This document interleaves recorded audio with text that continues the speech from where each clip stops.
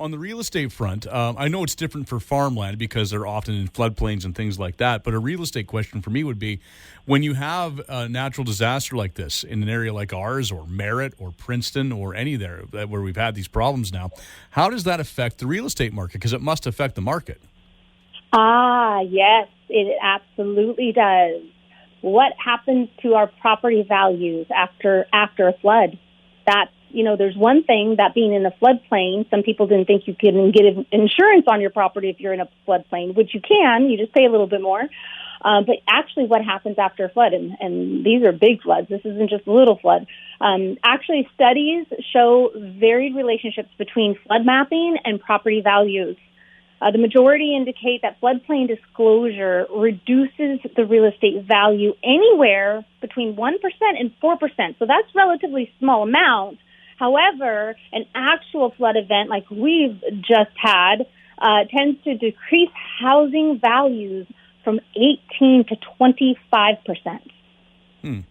That's what's recorded. Now, obviously, the majority of it in the floodplain here in the Sumas Prairie is farmland, and that's a bit of a different, animal altogether.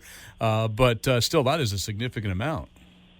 It is. It's huge. It's. You can have a remediated grow-op that maybe the value is 10% less, and sometimes not even that much, depending on how well it's been remediated and renovated.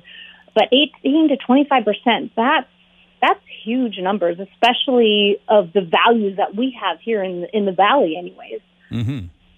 Absolutely. Okay. Well, that's interesting information to know that, like in a place like Abbotsford, where you have such a varied terrain too, where you have a floodplain and then you have people living on the sides of mountains and everything in between. So it again makes for that much more of an interesting market here in the valley.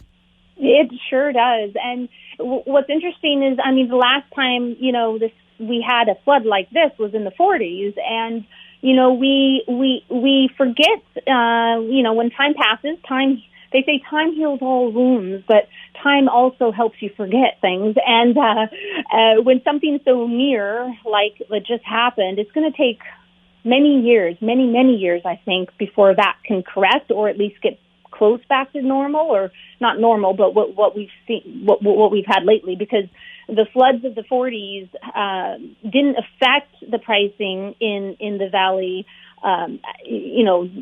lately, but it sure will now. So, this is so new and so near, so it's going to take a long time for the values to build back up, unfortunately.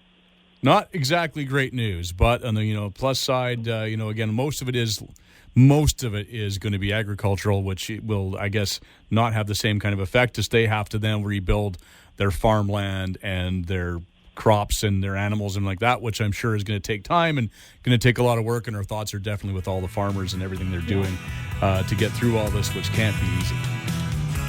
Yes. All right, Michele, well, we should probably take a quick break here. If people want more information about what you do as a realtor and maybe to get the links for you for the fundraising that's going on, where can they go? MicheleCummins.ca. Sounds good. We're back with more right after this.